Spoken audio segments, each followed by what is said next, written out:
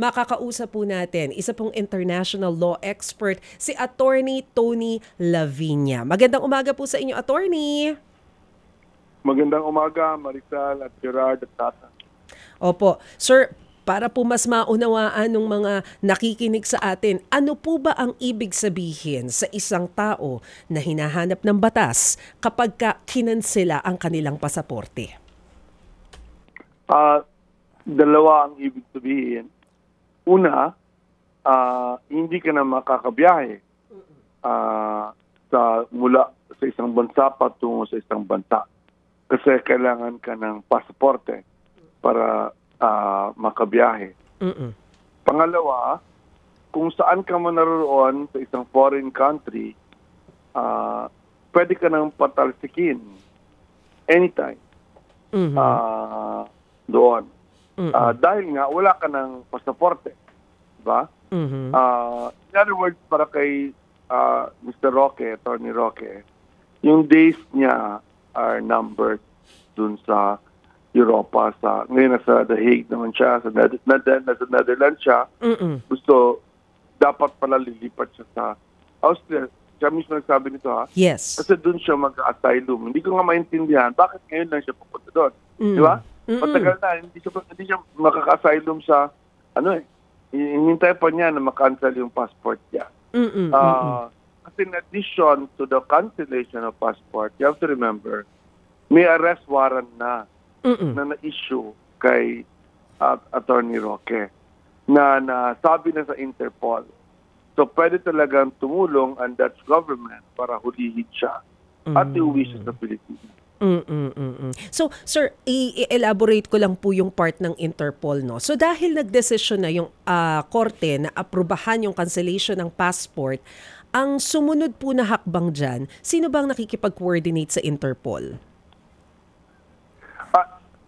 Marisol, iba yung Interpol. Kasi yung Interpol, yung arrest warrant yung coordinate doon. Opo. Hindi yung cancellation ng passport. Irrelevant sa Interpol. May passport ka man o hindi, pwede kang hulihin ng Interpol through yung cooperation ng mga government, di ba? Ang passport, so ang Interpol, PNP ang kadil niya. Di ba? Ang passport, DSA ang kadil. So ang gagawin ng DSA, i-communicate nila sa maraming mga embassies, di ba? Na wala ng passport si Harry Roque. Hindi ko alam kung kung electronically possible yan. Parang hindi ata Hindi ata siya, hindi naman makakapasok sa sistema. Sa Pilipinas, pag meron kang passport na na-cancel, di ba? Kahit hindi ko alam kung electronically makikita, actually, yes. May yung BID, yung Bureau of Immigration, meron yan silang record kung na-cancel yung passport mo, hindi. Diba? Of course, kung nakuha na physically, nilagyan na ng cancel. So, DFA ang kadilwid at Pilipinas, BID ang kadilwid kung nasa Pilipinas ka. Yung Bureau of Immigration and Deportation.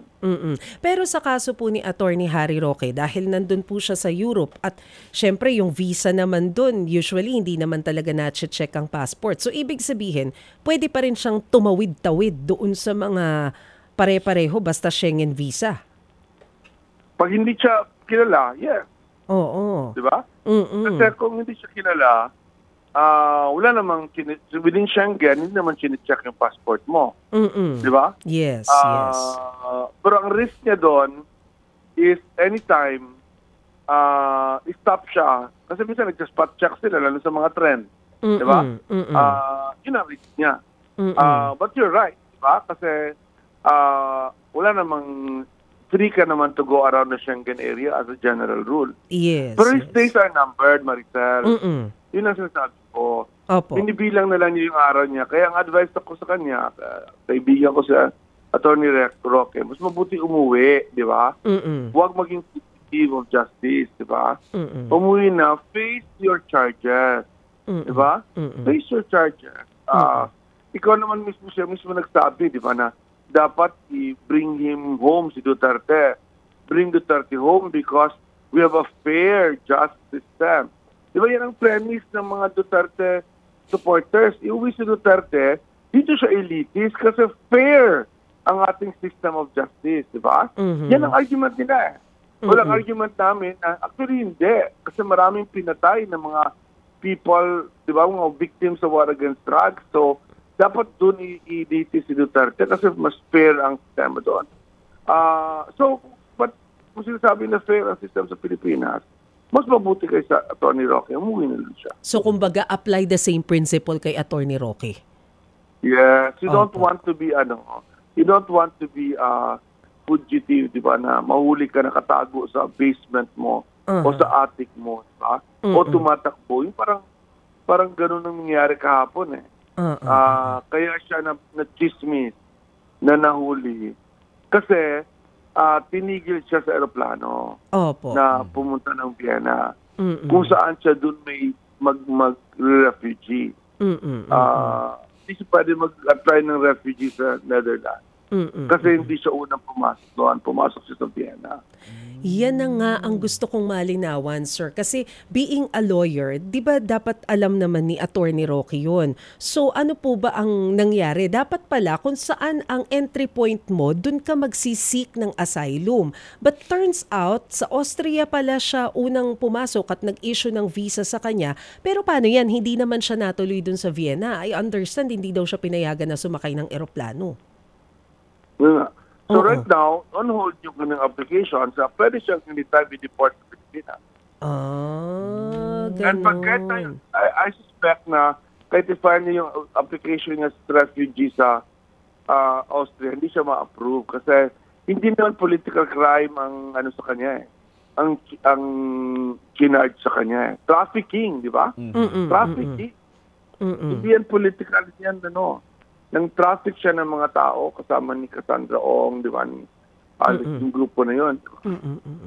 I see. So, ang sinasabi po niya na immunity from yung ganitong klase na pagpapadeport and all, hindi applicable kay Atty. Roque dahil in the first place, mukhang questionable din kung valid yung kanyang paghingi ng asylum. Yes. Sa tingin ko hindi siya ma-approve. Kasi hindi naman siya politically persecuted, yari. Pero sir, di ba ang argument ni Atty. Roque, the fact na humihingi siya ng asylum sa Netherlands or sa Austria is parang immunity na yon. So, possible po ba yon? Pwede pong ma-hold muna po siya, hindi muna siya ma-deport because of that?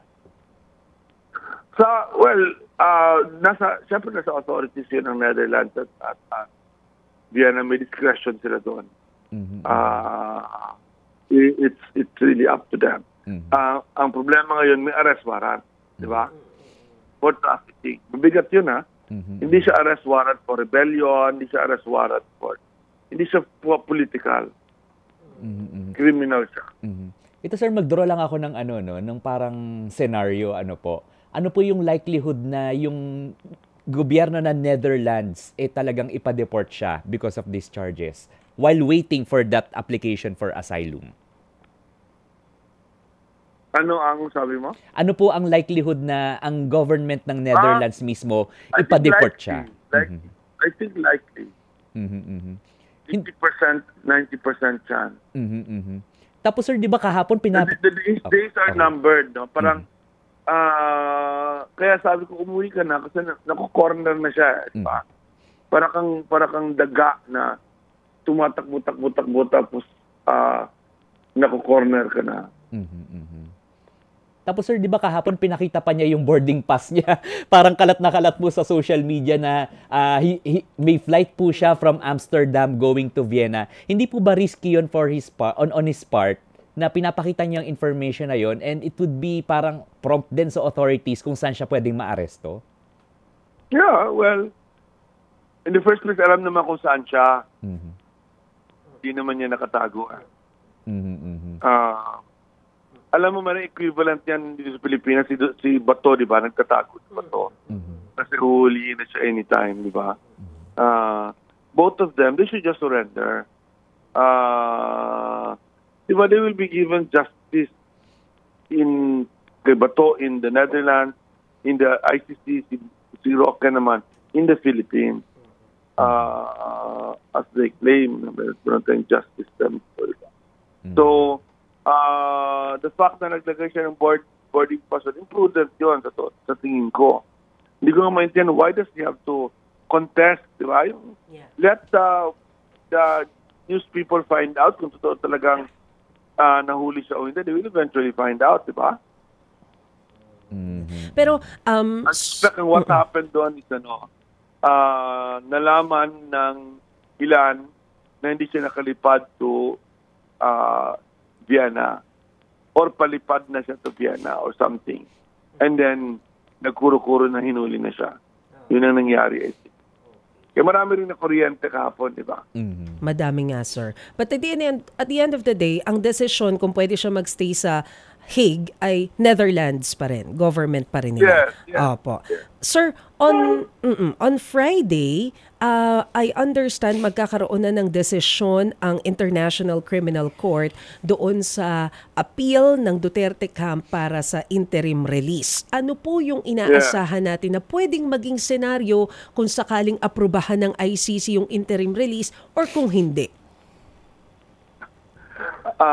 Mahirap mag-speculate, pero I think na ma-deny siya, no? Solid naman yung pre-trial chamber. So I think ma-deny yung application for interim release. Lalo na itong ganito na very clear na very powerful pa yung mga Duterte sa Pilipinas. No? So I think ma-deny. Now, ang likelihood na ma-approve siya, siyempre meron pang mga motion for recon yan, mga ganong plastic. Hindi pa naman makakawin agad si Duterte, di ba? But if talagang ma-finalize ang pag-uwi niya, pagdating niya dito, I'm pretty sure na mapafilan ka agad siya ng murder charges, multiple murder charges. Ni Ombudsman Remulla, di ba? I think automatic yan. Opo. Pero kapag interim release, pwede bang mauwi dito? Posible ba yun? Yeah. Sorry pala. Oo. Hindi pala pwede uwi sa Pilipinas, interim release. Pero ang ibig ko sabihin na baka kasi, kaya most probably hindi siya ma-deny siya. Kasi kahit i-release siya sa the Netherlands, sa France, saan man, Hungary. Hungary hindi na pwede kasi hindi na member ng ICC. Yung Hungary. Kung saan man siya i-release, isang African country na member ng ICC, kahit saan man siya i-release, kung subukan niya umuwi sa Pilipinas, yun ang harapin niya. But yeah, i-release pala siya to another country. ICC member. Where he will be monitored. Opo. Pero kung sakali naman, sabi nga po ninyo, unlikely na maaprubahan yung appeal nila. So kung magdire-diretso, ano na yung kasunod? Diretso na to sa confirmation of charges? Hindi pa. Meron pang pangalawa. Yung fit for trial ba siya? Diba? So may right now, dapat may in-appoint na or i-appoint pa ng mga doktor kasi na-disqualify yung dalawang doktor na tumingin sa kanya. So, titingin yung mga doktor, titingnan siya, fit for trial ba siya kasi claim nila na hindi na siya mentally fit for trial, which I think is hindi totoo. Pero, siyempre, check nila kung fit for trial ba si Duterte, nakakasagot pa siya, alam niya ba kung saan siya, naintindihan niya ba yung charges against him. And then pangatlo yung confirmation of charges. Yun na yung pangatlo. And then trial na after that. And dahil so, po... trial is probably 6 months away to a year away. Medyo matagal. Opo. Kasi due process diba? Opo. Pero dun sa period, sir, na sinasabi ninyo, ano yung chances na mag-issue rin sila ng arrest doon sa mga iba pang personalities involved? Like, ang tagal na natin pinag-uusapan yung kay na Senator Bato, for example. Sir? Can you repeat that question? Opo. Can you repeat? Yes, sir. Doon po sa sinasabi nating period, kung sakasakaling magdire-diretso yung trial, ano yung chances na mag-issue na rin po sila ng mga arrest warrant, like including yung mga prominent like si Senator Bato? To be honest, I think issued na yung kay Bato. Okay. Waiting. Kaya nagtatago siya, di ba? Hindi na siya pumunta ng Senate. Yes. Kasi nagtatago na siya. I think alam niya na issued na siya. Pupunta siya sa Supreme Court pero dininay ng Supreme Court yung PRO na ilabas yung warrant against him. Wala naman ka-basis. You cannot do that, di ba? Yes. So, anytime now, mahuhuli yan si Bato, padala yan sa Hague agad. Hindi yan extradition. Opo. Kaya the rules on extradition do not apply. Kasi extradition is one country to another country where both crimes are committed. The crime committed is a crime in both countries. But you're punishing the country where you committed the crime. And hindi na rin advisable yung halimbawa yung sinisik dati ni Senator Bato na protection from Senate kasi mangyayari lang yun if in session Tama po ba ang Senate? Yeah. Yeah. Malapit na mag-break. Senate right now, pero soon matatapos na yung session. But apparently he decided not to take that option. Na dun siya sa Senate, tapos huliin siya bigla, o doon siya huliin, then hindi siya makalabas sa Senate, di ba? And then hihintayin ang end of session, di ba? Yes. Opo. Sir, sorry pupuntahan ko lang yung kay Zaldico kasi same case yung canceled passport. Paano ang pwedeng gawin ng gobyerno doon? Kasi parang ngayon ang sabi ng NBI, huli nilang na-detect sa Japan pero hindi tayo sigurado ngayon kung nasaan si Zaldico. Gaano kalaking tulong na nakansela yung pasaporte niya? Kumbaga nalimitahan yung area niya, no? Hindi siya makabiyahe-biyahe. But unfortunately, you can also have a false passport, di ba? Yeah. With all the money you can, madaling kumuha ng, ang false passport, yung sabihin yan, hindi lang false na talagang false, kundi true, totoong passport, di ba? Na na-issue another name, di ba? So, sana hindi naman, kasi grabe naman yan. Pero I wouldn't be surprised kung di ba, kung wala siyang may ibang passport siya na ginagamit. Oo. Di ba may mga usap-usapan na may Portuguese, yan, hindi ka makakatakbo forever, di ba? At kasi so, patient lang tayo. Darating din yung soon. I think Zaldico will soon be arrested and brought home. Diba? Kaya mas mabuti talaga dyan. Being lang lawyer nga, I would always tell people, yung being a refugee, refuge of justice, diba? Okay lang yan for a few months. Diba? But eventually, your options run out. Diba? Kailangan niya rin bumalik dito sa Pilipinas. Sorry, bago for his own good. Bago ko po ipasa kay Gerard ulit, yun pong mayat-maya niya, yung magkakasunod na paglalabas niya ng video. Kasi mukhang, anong purpose nun? Dahil wala naman siyang bearing kung hindi yun under oath, di ba? It's to attack Marcos. It's to attack, di ba? Romualdez. Ang strategy ng maraming mga inaakusa ngayon, lalo na politicals, to burn the house down. Sunugin lahat para lahat tayo mamatay, di ba? Yung ganung klaseng, lahat tayo will fall by the wayside, all of us. Diba? So, kailangan siyempre discerning tayo. At the same time, I have to say this, no?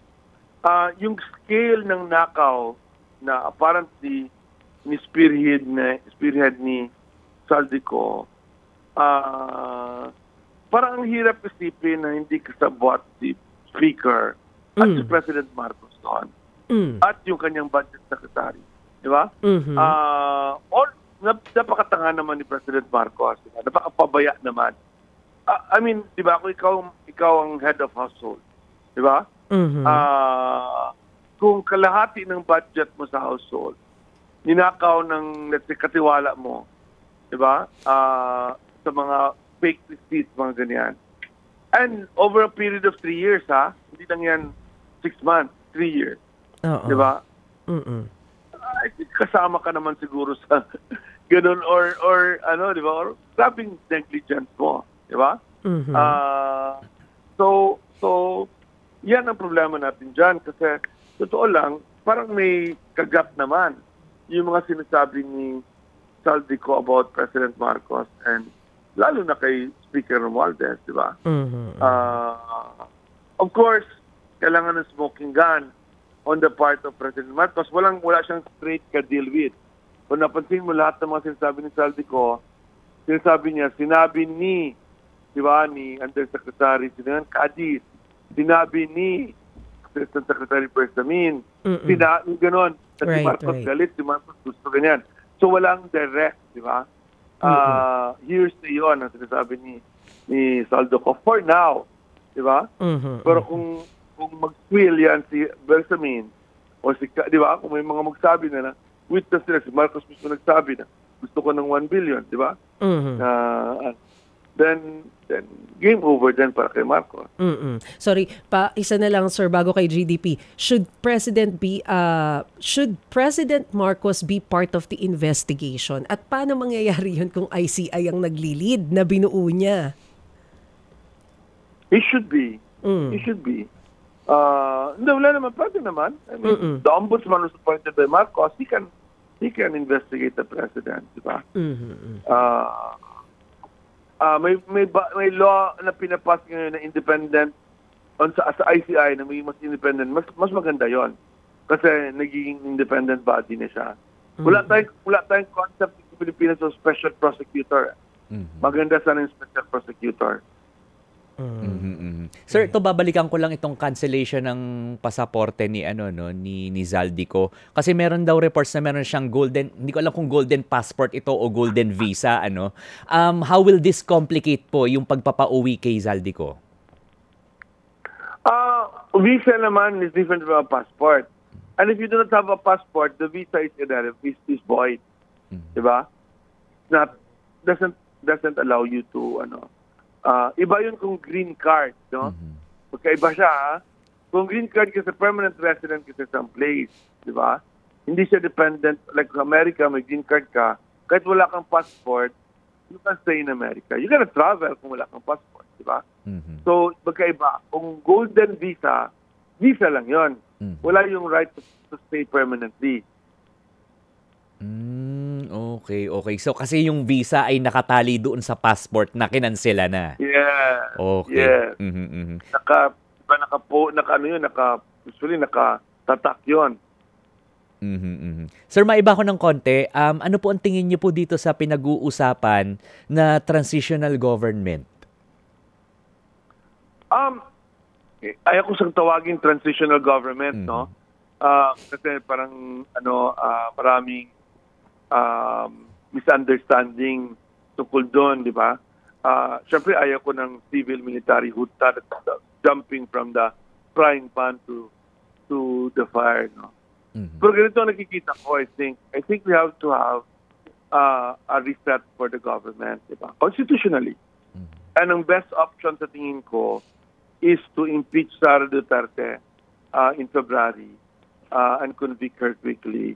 And then, for President Marcos to resign para magkaroon tayo ng bagong election quickly.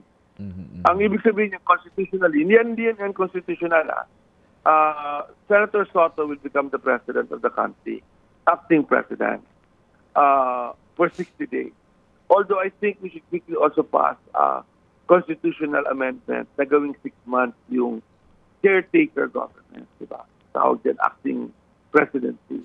Then yung acting presidency, magbuo siya ng multi-stakeholder council, di ba, ng lahat ng sektor, na mag-advise sa kanya at mag-advise sa Congress kung anong dapat gawin para sa ng mga pagbabago. Alam mo, useless mag-election. Kasi kung mag-election ka 60 days from now, it will be the same old families, same old contractors, di ba?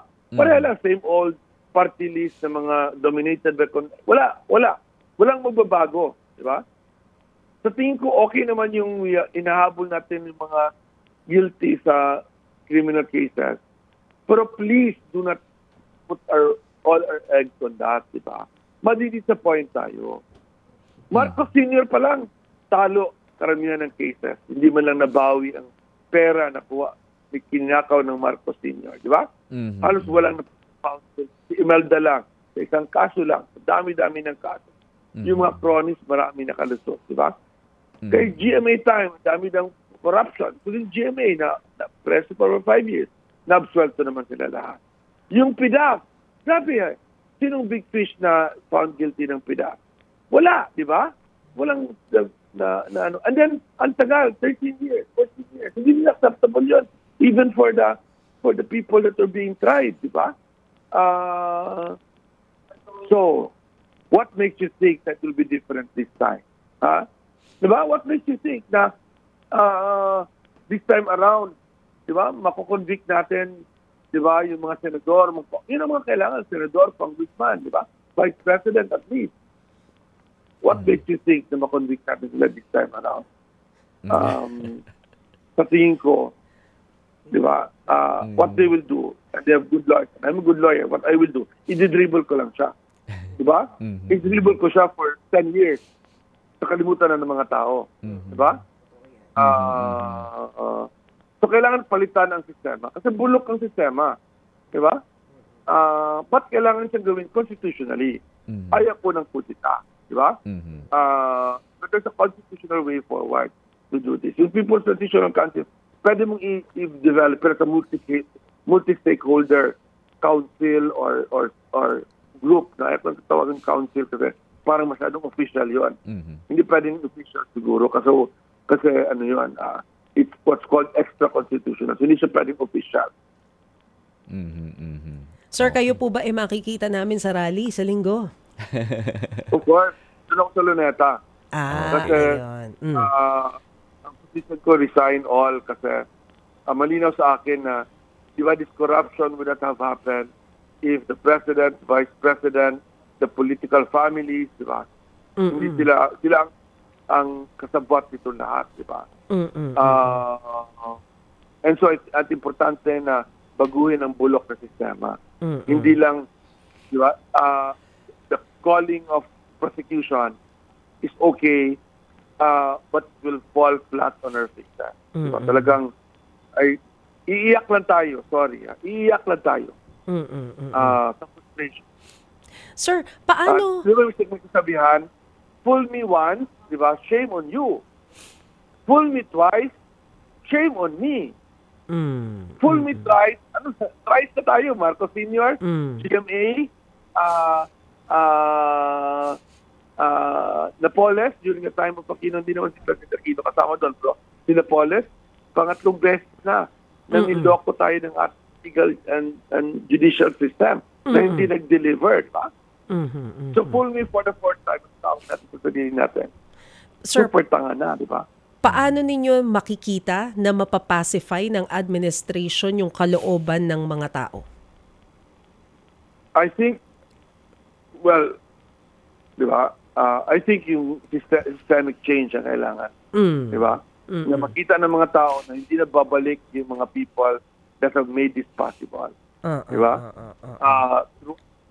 Who are the people that led to this where we are now?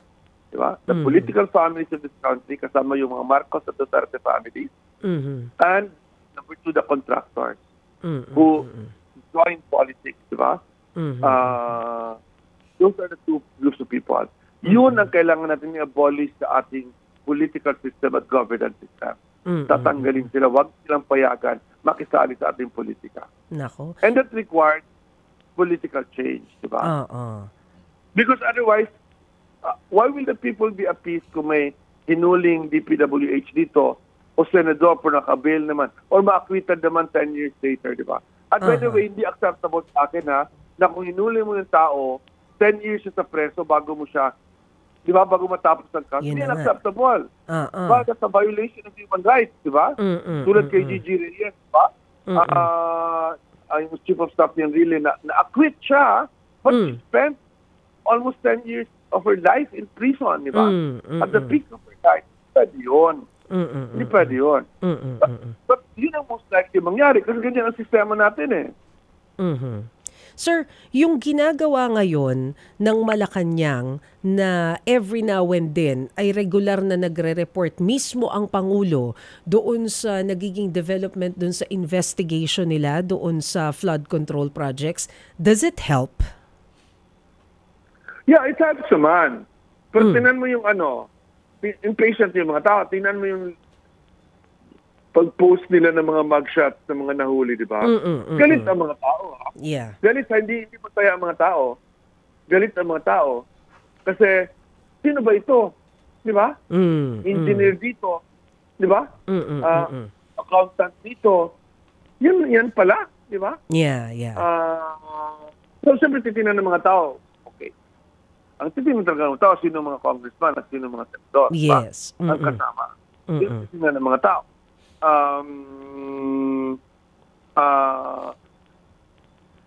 Sa ebidensyang so far na nakita ko lalo sa Senate hearing, di ba? They're not going to be that many, di ba? marami sa mga senador na mention, kung babasa, alam mo, sinabi ko, sinulat ko ito, si Grace po unfairly sinama doon. Well, even in the testimony of si Bernardo, wala naman siyang, hindi naman niya in-implicate si Grace po. Puro kasabi-sabi na di ba? So Sani Angara, wala naman, except staff niya. Yung staff niya yung isa, di ba? So makikita mo, once you sift through, sino yung talagang mukhang may ebidensya. Kasi talagang siya nagsabi, I want 1%. Siya ang tumawa, di ba? Ganun. It's not gonna be that many. Kaya, people will be disappointed. Ito lang pala sila. Di ba? Right.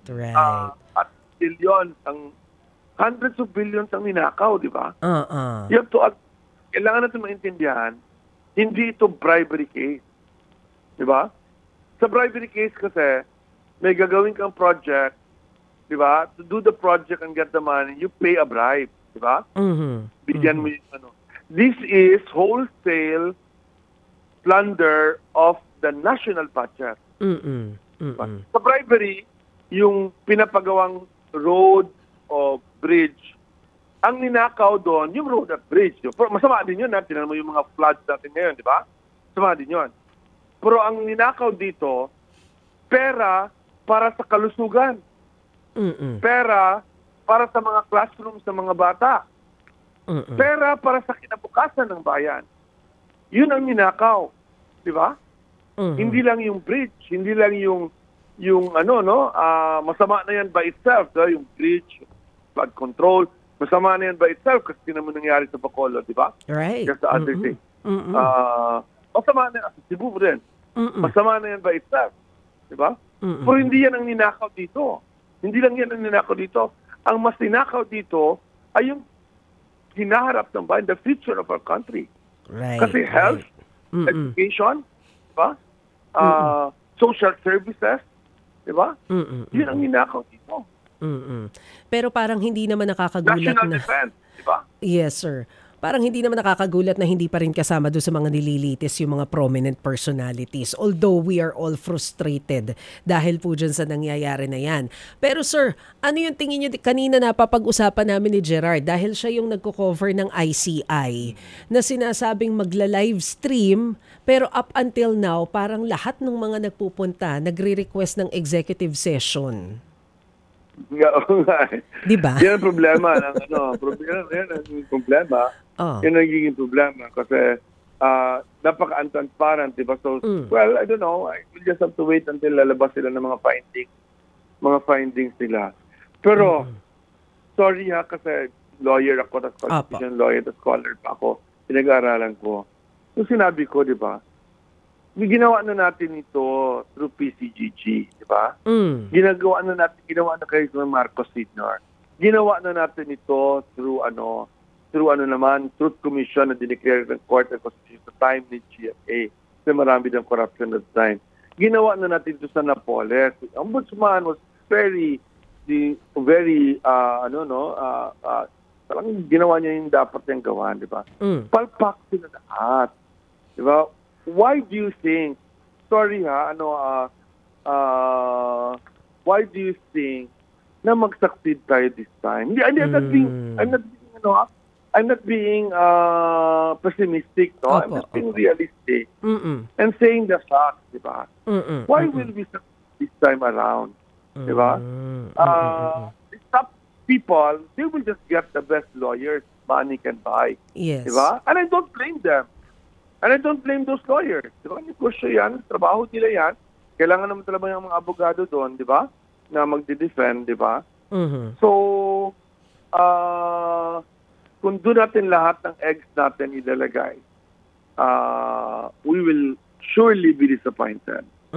Mas quicker, mas faster, if doon tayo sa fundamental governance and political systemic change ang gagawin natin. Opo. So, that will lead ultimately to the, di ba, perpetual, permanent exile of political families and of contractors from our political life.